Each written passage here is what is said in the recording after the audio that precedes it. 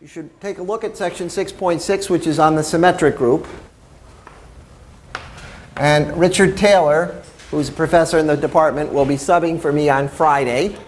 And then the homework, he doesn't know the homework due Monday, but here is the homework due Monday in section 6.6. And then Peter Green will lecture Monday and pick up where Richard left off on the symmetric group.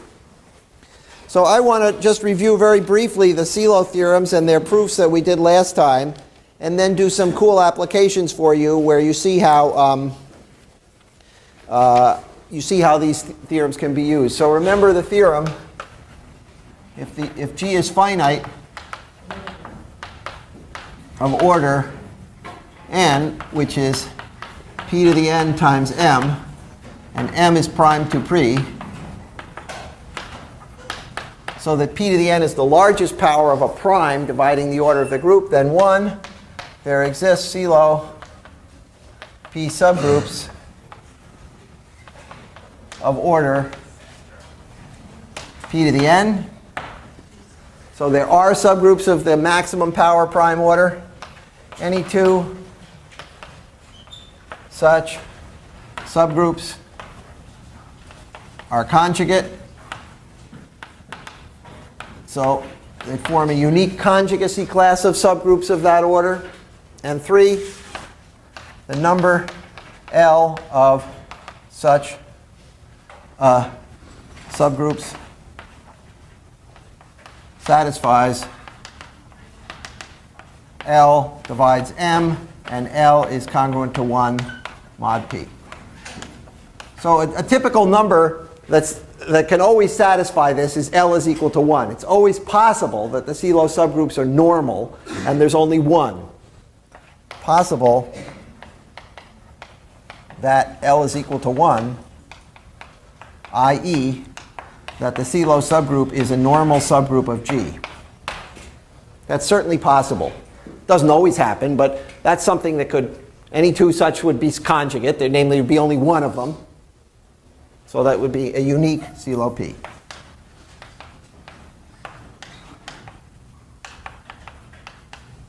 And then, but there could be more, but in any case, under 2, they're all conjugate. So that's the content of the CELO theorem. Yes? No question, just a stretch. I was wondering, what is the connection between normalness here? You see, if there's, it's possible, one number L that divides M and is congruent to 1 mod P is 1, L equal 1. You can always try L equal 1. There may be other numbers that satisfy this, but there's always a possibility that L equal 1. If there's only one CELO subgroup, then by number 2, it says that it must be normal. Because any conjugate of H would be a CELO subgroup. I mean, if you had a subgroup of order p to the n, so if H has order p to the n, so does H prime, which is GH G inverse, a conjugate of H. If there's only one CELO subgroup, then these are all equal to H.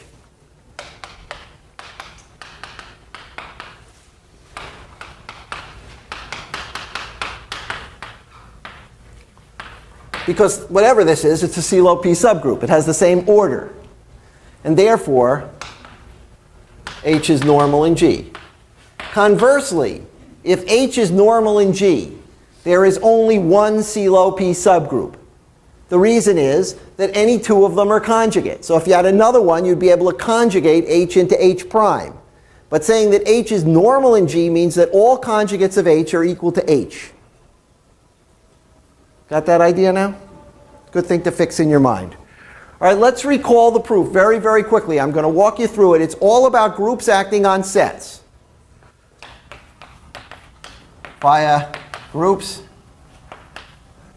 acting on sets. And the key principle is if G, all right, so the first thing you do is you have G acts by translation on set, I don't know, J of subsets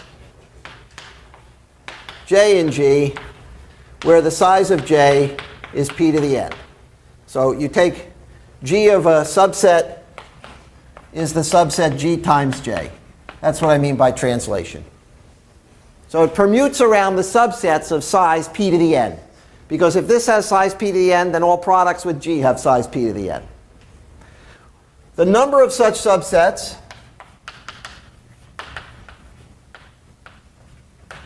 is equal to n, choose p to the n, which we showed is prime to p. So some orbit O sub j has size prime to p.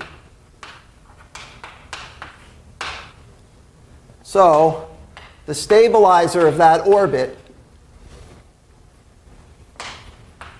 has order divisible by p to the n, because the size of the orbit is the order of g divided by the order of the stabilizer. But the stabilizer of any orbit has size less than or equal to p to the n. Less than or equal to p to the n. That I sort of fudged a little bit, and this is for the following obvious reason. If j is in the subset and g is in gj, then gj is in the subset.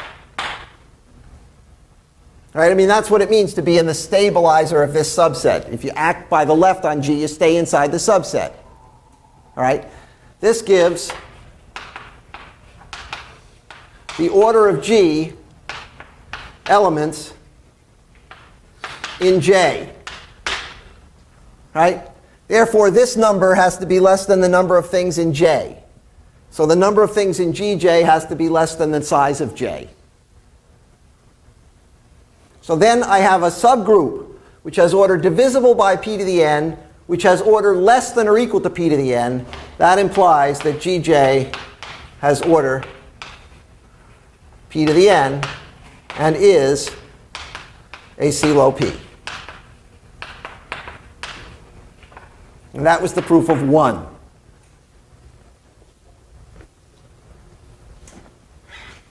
What is this doing over here? This isn't even my real eraser. Where is the real eraser? Oh, here's the real eraser. I'm sorry. Once we have a CeLO P, then we start doing orbit questions. So the next part 2, we change our set that we're acting on. You now have, let H be a CeLO P, and let G act by translation transitively on the coset space of H, which has order M prime to P. Again,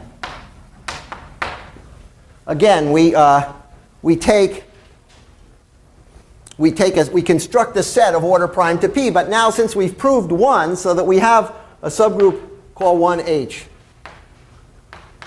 Now that we have a subgroup of order P to the n, we can change our set that the group is acting on to be this by translation. It acts transitively on it because it always acts transitively on a coset space. So the stabilizer of the coset GH is the CeLO P subgroup GH G inverse. Because the stabilizer of the coset H, we know this from our general action on. And we have to show that any CeLO P is of this form. So it suffices to show, so let H prime be a CeLO P and restrict G action on G mod H to H prime. Well, I claim this is a set of order prime to P. This is a group of order a power of p, right? Therefore, it has to fix something. Because if it didn't fix something, the orbits would all have size divisible by p.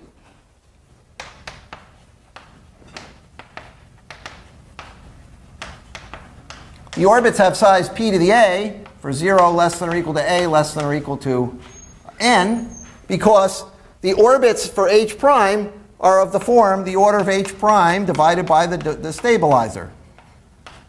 And the stabilizer is a subgroup of h prime, so this is a power of p.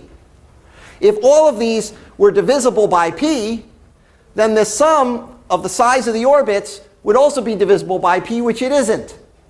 Because this total space that they're acting on has order prime to p. So some orbit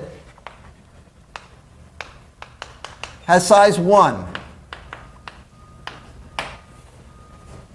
not divisible by p.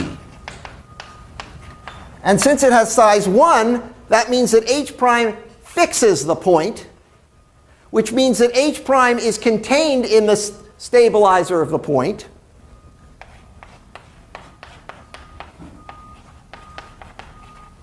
But these groups have the same order so that h prime is equal to that stabilizer. So that's the proof of 2. And the proof of 3 is another group action on another set prime to p. So let's go through 3 again, because that's in some sense the most clever. Each one uses the previous to construct a different group action. The first one, we just knew that the order of the group was this, and we constructed an action on subsets. Once we had CeLO P subgroups, we have this set to act on. Now that we know they're all conjugate, 3, since all CeLOs are conjugate, have the transitive action of G by conjugation, not by translation, on set H of all CeLOs. This is the set that we're trying to count, right? This set, the stabilizer of H for this action is the group G sub H that we called the normalizer of H. So therefore, the set H, whatever it is identified with G modulo the normalizer of H. Is a coset space because it's a transitive action. Right? So whatever this is, the order of this divides M. Normalizer of H contains H, so the order of H of this quotient set divides M. Because the index of H is M, so whatever the index of the normalizer is, it's a divisor of M. Right? Got that?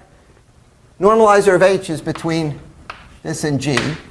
This total number is M, so whatever this index is the divisor of M. This index times this index is the whole index. Okay, divides M. That's the first part of the theorem. The second part is we consider the action of H on this set. Now consider the action of H by conjugation on H. Now G permutes them transitively, but H doesn't. For example, H conjugates itself into itself. So this fixes H.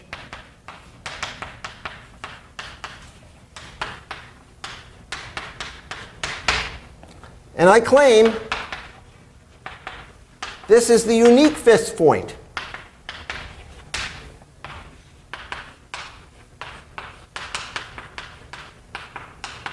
So all other orbits have size divisible by p, because the orbit is H divided by the stabilizer subgroup, which is a p group. And if all the other orbits have size divisible by p and there's a unique fixed point, then the number of elements in this set is congruent to 1 mod p, because it's the sum of things divisible by p plus 1. So all I have to show you is that there's a unique fixed point for the action. Well, suppose there was another fixed point. That would say if h prime is fixed by conjugation by h, then both h and h prime are contained in the normalizer of h prime. Because to say that h fixes h prime under conjugation means that whatever this is, it's a subgroup of the normalizer of h prime, which is exactly what fixes h prime when you conjugate by g. Okay, the problem with that is that they're both CeLO P subgroups of the normalizer of h prime. Because whatever the order of this is, it's some p to the m times m prime, and these both have order p to the n. So they're both CeLOs in a new group, namely in that group, which is a subgroup of G. But we proved in part 2 that for any finite group, any two CeLO subgroups are conjugate. Therefore, they have to be conjugate in the normalizer of h prime. But the normalizer of h prime contains h prime as a normal subgroup. And remember, when we had a normal subgroup, it was the unique CeLO P. Therefore, h has to be equal to h prime. And therefore, this fixed point that we thought was a distinct fixed point is actually equal to h. Both CeLOs. H prime is normal in normalizer of h prime. So is the unique CeLO. So h is equal to h prime.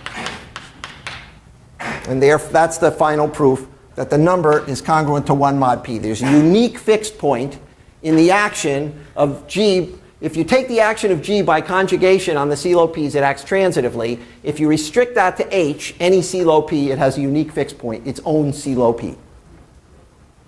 Doesn't fix any of the others by conjugation. So this is great. This is just great mathematics. What can you say? I wish I had thought of it.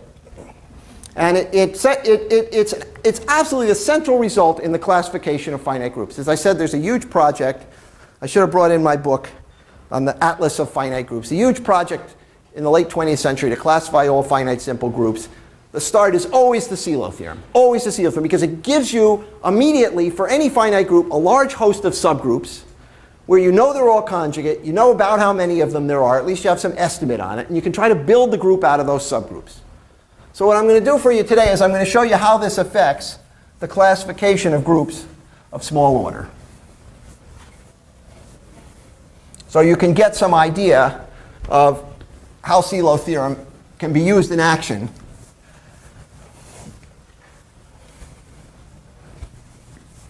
to describe all the groups of order 6, or all the groups of order 15, or all the groups of order 21. So remember what we've got so far. We know the classification theorems. We've shown if the order of G is P, a prime, then G is cyclic and isomorphic to Z mod PZ. If the order of G is P squared, then G is abelian. And there are two possibilities. It could either be isomorphic to Z mod PZ squared if there were no element of order P squared, or it could be isomorphic to the cyclic group. This is all G not equal to E, satisfy G to the P is equal to E. And this is, there's some element which doesn't have order P. All right, now we're going to do PQ. Two primes, and we'll assume that P is less than Q. One of them has to be less than the other. All right, let's make some observations about this before we do actual P's and Q's. Yeah, why not? So that we can get started. The first is there exist subgroups HP, HQ, CeLO subgroups of order P and Q. So may not be. So those divisors give rise to subgroups by the CeeLo theorem because we write the order of the group as p times q, and p is prime to q. So I apply it twice. Yeah. We're assuming q times 1. Q is prime. Yeah, they're both prime. I'm sorry.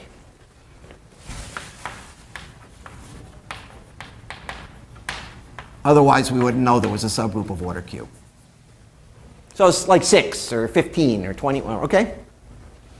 Second thing is that as a set, G is equal to the product of elements in HP and HQ. Oh, both of these are cyclic. Isomorphic to Z mod PZ, Z mod QZ. That's from our previous classification because they have prime order. So whatever those subgroups are, we know what they are. They're cyclic groups. Secondly, as a set, G is the product of elements HP and HQ. So it's something of the form, let's say this cyclic subgroup of order P is generated by tau, and this cyclic subgroup of order Q is generated by sigma. So this would be of the form tau to the A, sigma to the B, such that 0 is less than or equal to A is less than P, and 0 is less than or equal to B is less than Q. Because the elements of HQ are the powers of sigma between 0 and Q. The elements of HP are the powers of tau between 0 and P. And I claim that if you take all elements in HP and you multiply by elements in HQ, you get the entire group. Okay? Why? Well, this is just saying that the elements in HP represent the distinct left cosets of HQ. Now, namely, that this is G is equal to the union of tau to the A HQ for the different taus in, or for these 0 less than or equal to A less than P. Well, it's enough to prove that these cosets are distinct, right? Because each coset has Q elements in it, and there are P possible cosets for the P different elements in HP. So as long as we can prove that these cosets are distinct, they have to give us the whole group. And they're distinct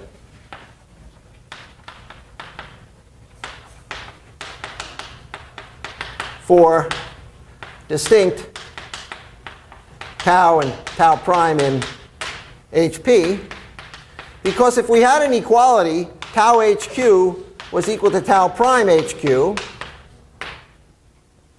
that would imply that tau times tau prime inverse was an element in HQ, right?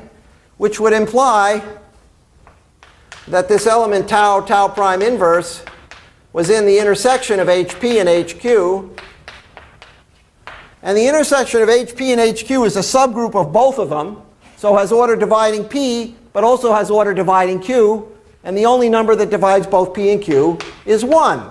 So the intersection of these two groups is the identity. So if we had the equality of these two cosets, this element has to be the identity. In other words, we have to have the equality of elements in HP. So we already know, just from the CeeLo theorems, that our group is made out of these two cyclic subgroups. And the only thing we really have to figure out is how to multiply two things here. Right? And in particular, we'd like this, when you try to multiply a tau to the A, sigma to the B, times a tau to the A prime, sigma to the B prime, is equal to what? You have to write it as a power of tau times a power of sigma if you want to write it in this form. And basically, you have to figure out how to commute these two elements across. Right? What happens when you multiply sigma by tau and you try to turn it into a tau by sigma? Okay, so that's the whole problem of determining the structure of groups of order PQ. How do these two generators cross each other when you try to multiply them? So I'm going to work that out for you. Okay? So the first observation I want to make, which is kind of bizarre, the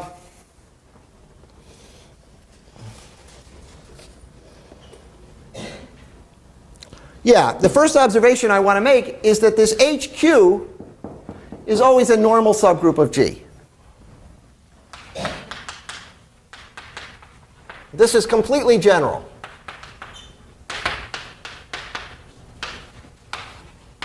HP may not be normal, but HQ is always normal, the bigger prime. And the reason is this.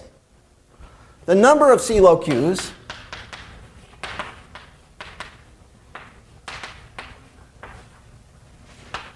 L divides P and is congruent to 1 mod Q. Well, any number other than 1, which is congruent to 1 mod Q, is at least Q plus 1. But P is less than Q, so it couldn't divide P.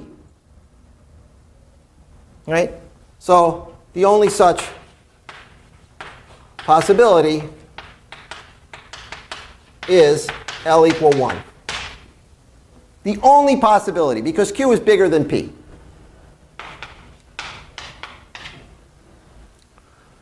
So the fact that it's normal means the following, that if I take tau, sigma, tau inverse, that has to be a power of sigma. Because whatever this element is, it's in HQ.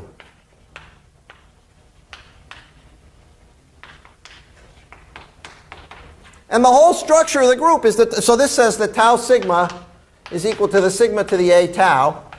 And the whole structure of the group depends on what this A is. That's all it depends on. Because so once I know what A is, I can figure out how to commute these two across. So this mysterious number A determines the group, and we have to figure out what are the possibilities for A. Now we're going to do some specific P and Q, and you'll get the feeling for it. So I'm fudging a little here. I mean, as I say, you now have to see that once you know what this number is, you can multiply something like this, something like that, and turn it into a power of tau, a power of sigma. You have to believe me on that. You'll just do that, quietly yourself. It's not hard. Let's try groups of order 6. Then we'll do P times Q is 15. Okay, so here, HQ is of order 3. It looks like this. 1 sigma, sigma squared. HP is of order 2. 1 tau. Okay? We have to figure out what's the possibility for tau sigma, tau inverse. Well, it could be sigma. No problem there. That would just say that tau commuted with sigma. Then the group would be abelian, because it's generated by tau and sigma. If they commute, everything commutes. Tau sigma equals sigma tau. G is abelian.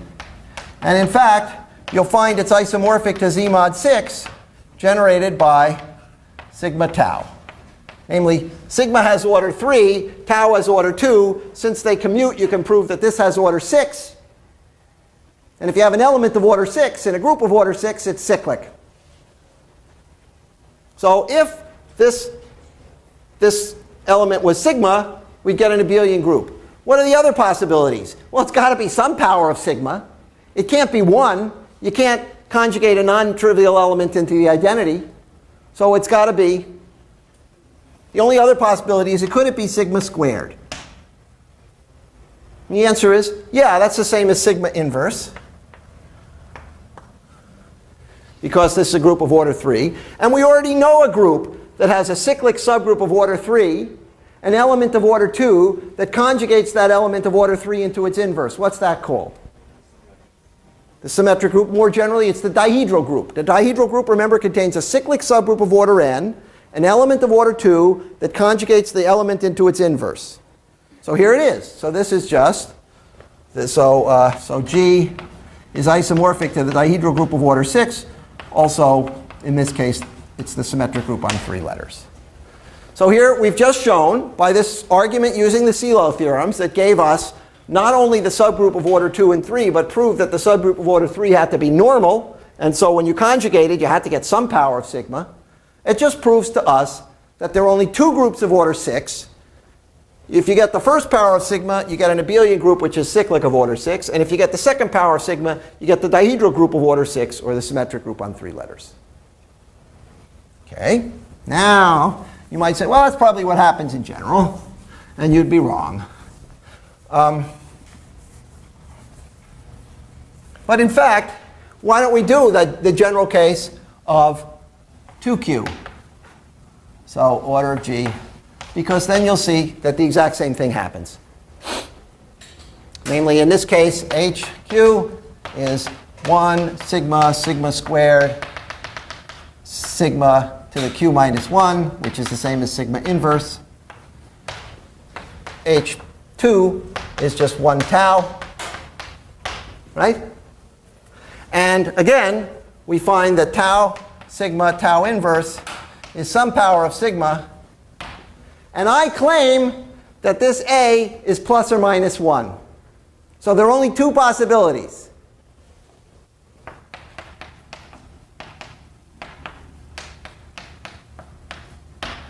Well, it's really congruent to plus or minus 1 mod q. Because if you think of these powers, it only matters what the power is mod q. The q minus 1 is congruent to minus 1 mod q. If this would be the same as sigma to the q plus 2 power, because sigma to the q is the identity. And the reason is, do this twice. If tau sigma tau inverse is sigma to the a, then what about tau squared sigma tau to the minus 2? Well, on the one, that is tau of tau sigma tau inverse, tau inverse. This is supposed to be sigma to the a. So it's tau of sigma to the a, tau inverse, which is the same thing as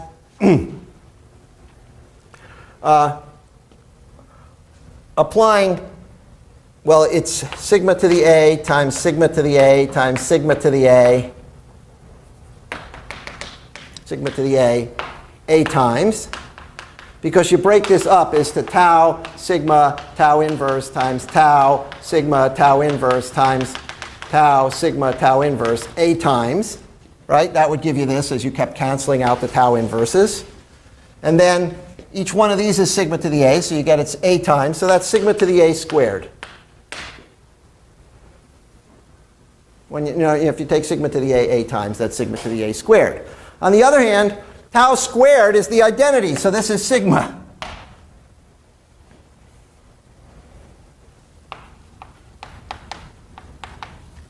Once you square tau, it commutes with sigma. So therefore, sigma to the a squared is equal to sigma. So that implies that a squared is congruent to 1 mod q. And the only elements whose square is 1 mod q are plus or minus 1 mod q. Because if q divides a squared minus 1, this is a minus 1 times a plus 1. And if you have a prime that divides a product of numbers, it has to divide one of them. So either a is 1 mod q or a is minus 1 mod q. So the only possibilities here, this a is not arbitrary. Don't ever think this a is arbitrary. It's related to the order of tau. And in fact, what we proved here, over there, what we proved is that a to the p has to be congruent to 1 mod q.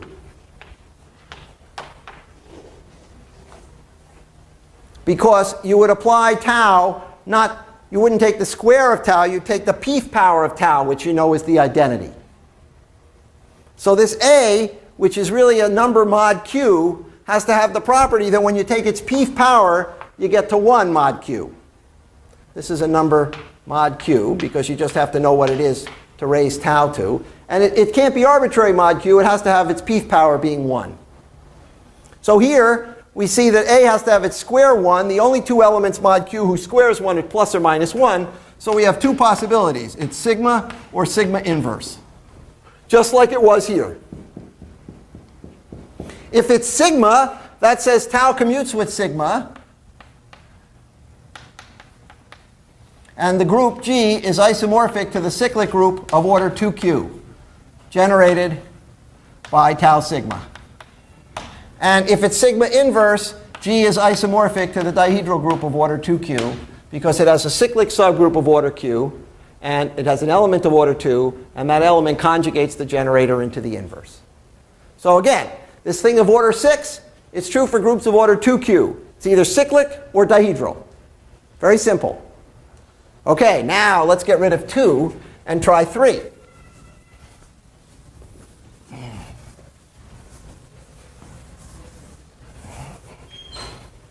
Let's try order 15.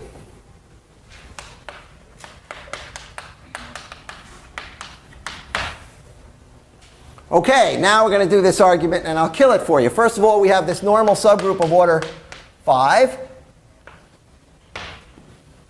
generated by sigma. And now we have a subgroup H3, which is 1 tau, tau squared. Now, I'm not going to need this, but I'm also going to show you that this subgroup is normal. I'm not going to need it, but in fact,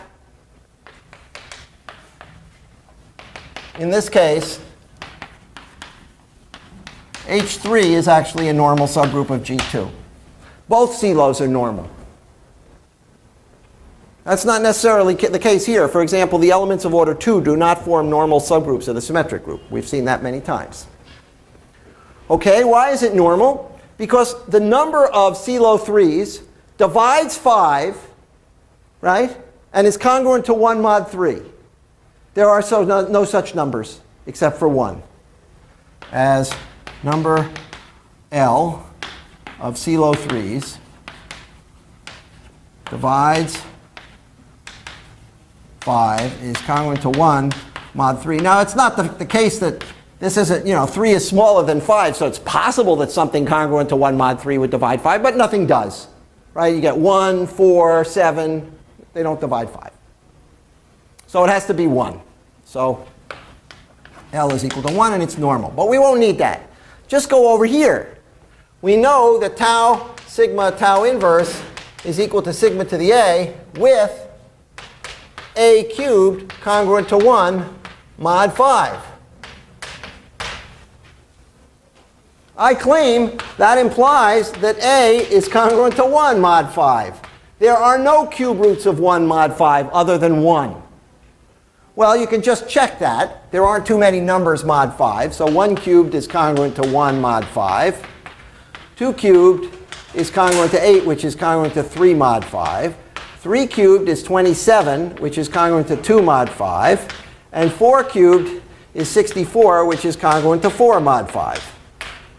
So the only thing mod 5 whose cube is 1, which means that this element has to be equal to sigma, which means that tau commutes with sigma. And in fact, that G is isomorphic to Z mod 15 of Z, generated by sigma tau. So this is a case. It looked like we were getting, both cyclic groups and non-abelian groups and things. But in the case of order 15, there's only one group, and it's cyclic, because you can't solve this equation in a non-trivial way. Okay? Let's go to another group.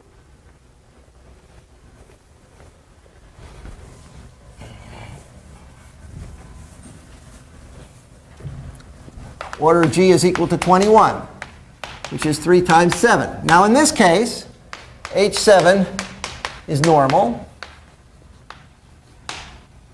But H3 may not be normal.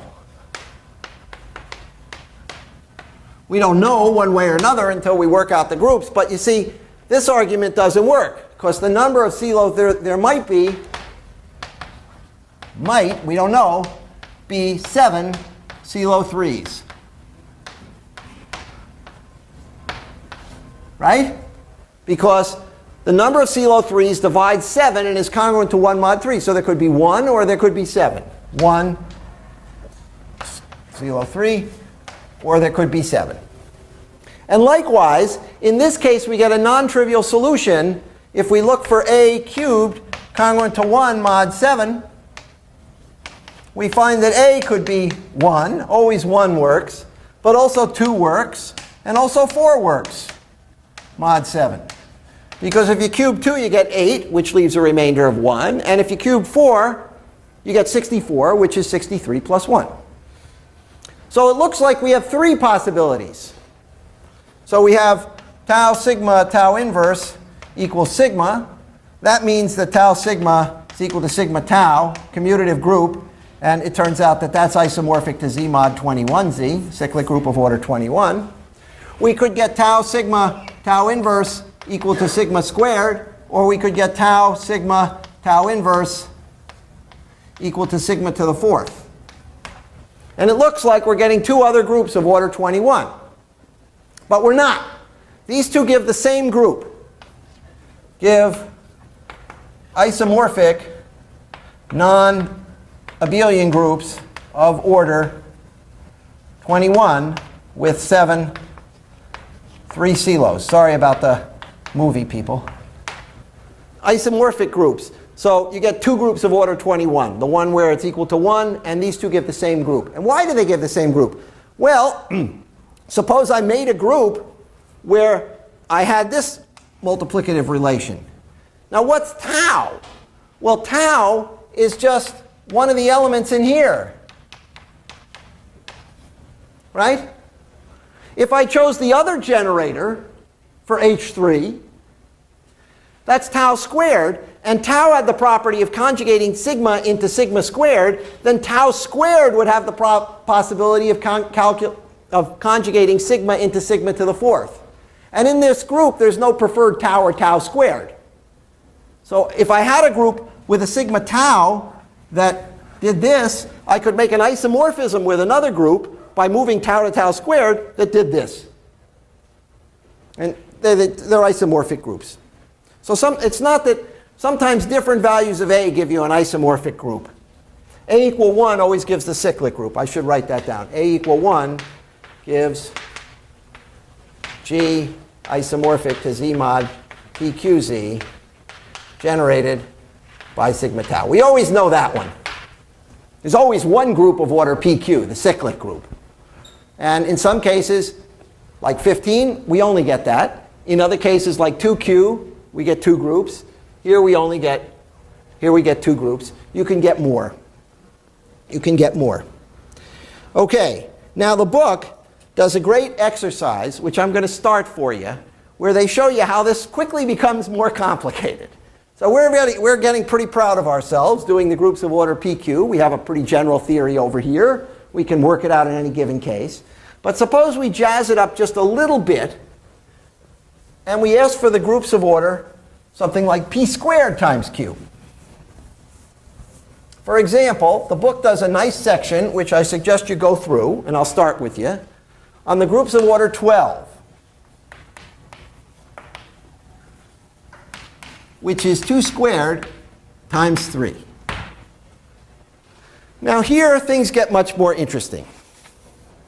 It turns out, yeah? Is it clear that such a group exists? No. Thank you. Thank you. You actually then, it's not clear. You have to show that this kind of relation doesn't lead you into further contradiction. And there's a method of presenting groups. So this group would be presented, I would say, take the group G generated by sigma and tau, such that sigma to the 7th is the identity, tau cubed is the identity, and tau sigma tau inverse is equal to sigma squared. I'd say, there's your group of order 21. And you'd say, that's very nice. You know, you've now told me how to commute tau and sigma. I know the group is powers of sigma and powers of tau, but am I going to get into trouble with that? Is there some contradiction that's going to come up later where I have some power of some element is equal to the identity but not equal to the identity? And you have to have a way of then proving this group exists. We knew about the dihedral group from geometric construction. So to prove this group exists, this is called, and it's later in the chapter, a Coxeter presentation after a great Canadian mathematician who just died, in fact, at the age of 97, HMS Coxeter. And you have to actually show that you can construct a group with these generators and relations. That's not obvious. But all we can see here is that there's at most one more group beyond the cyclic group. All right, the groups of order 12, turns out that there are 5 distinct groups.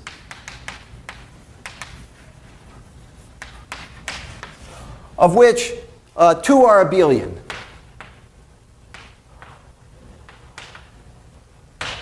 Two are abelian, so one of them is Z mod 12Z. Another one is Z mod 6Z cross Z mod 2Z, product of two groups. These aren't the same group because this group has only one element of order 2 in it, whereas this group has three elements of order 2 in it. One is the alternating group on 4 letters. One is the dihedral group of order 12. And one is something new that you haven't seen before. And we uncover these groups by going through this same kind of classification, except that it becomes much more complicated. So why does it become more complicated? Well, what we get from the CELO theorem is we have a subgroup H4 in G of order 4, and we have a subgroup H3 in G of order 3. So this group we know is a cyclic group because it has prime order. But this group we just know is an abelian group because it has order p squared. So this can be either isomorphic to Z mod 4Z or to Z mod 2Z squared. So already we have an ambiguity in that we don't know what the structure is of the CELO 2 subgroup. We just know there's something of order 4. And we don't know what we do know what the structure of the CELO 3 group is. Now in the PQ case, the larger one was always a normal subgroup. Okay? So I claim that in this case, neither of them have to be normal. So let's see what the CELO theorems tell us about the questions of how many CELO 2s we have and how many CELO 3s we have. Well, the number of CELO 2 subgroups has to divide 3, right, and be congruent to 1 mod 2. So what are the possibilities? What are the divisors of 3 which are congruent to 1 mod 2? 1 and 3. There we go. OK, otherwise I was going much too fast. So the number L of CELO 2s is equal to 1 or 3. The number L of CELO 3s has to divide 4 and has to be congruent to 1 mod 3. 1 or 4. Good. So in particular, neither of them have to be normal. But I claim one or the other is normal. Namely, you can't have 3 CELO 2s and 4 CELO 3s. You can't have it. It just won't happen. Why? Well, imagine we had 4 CELO 3s.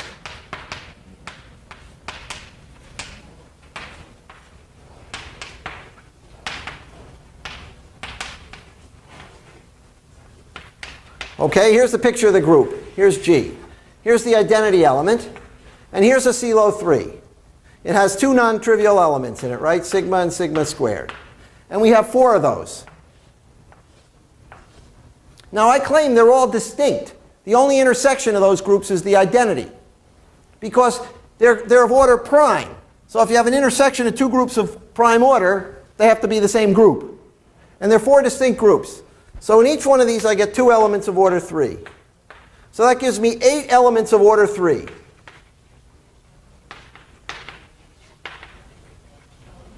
And also I have 1 element of order 1. So there are only 3 elements left in this group that haven't been accounted for, that don't have order 1 or 3. Now a CELO 4 subgroup contains 3 non-identity elements. So the only possibility is if I had 4 CELO 3 subgroups, the identity plus these 3 elements must be the CELO 4. Because the CELO 4 can't have any intersection with the CELO 3s. For divisibility reasons, again. So then E union 3 remaining elements have to be a CELO 4, which means there are no other possibilities for CELO 4s. Right? Because they all have to be conjugate. And I've just told you what they are. Which means the CELO 4 is normal. So if we have 4 CELO 3s, we only have 1 CELO 2. So this 4 implies 1. So therefore, at least something is normal. They might both be normal. like in the cyclic group of order 12, or in this group. They're both normal subgroups. But at least one of them is normal. Okay, so the group then proceeds from the fact that at least one is normal, and that we know the structure of these groups to derive the 5 possibilities. I mean, you start off with, okay, let's assume the CeLO 2 is normal. What can we get from that? Okay, let's assume the CeLO 3 is normal. This is a case, by the way, where the CeLO 2 is normal. And this is a case, by the way, where the CeLO 3 is normal, but not the other one. So you can go both ways. So I strongly suggest just to practice working out how the CeLO theorems work, how you put together a group from its inside information. You go through this classification of groups of order 12. It's not the most important thing in the world. It's just a way of testing that you understand the techniques. And as you can imagine, this gets more and more complicated if instead of the group of order 12, I ask for the group of order 24. So the CeLO 2 at order 8, there are already 5 possibilities for that group of order 8. That could be the CeLO 2, let alone how the CeLO 3 is acting on it. So the classification becomes quite a nightmare. Nonetheless, this is the sort of thing finite group theorists love to do. So next time I'm in, I'll bring you in the atlas so you can see all the wonderful things they've done. And Richard will start on Friday with the symmetric group.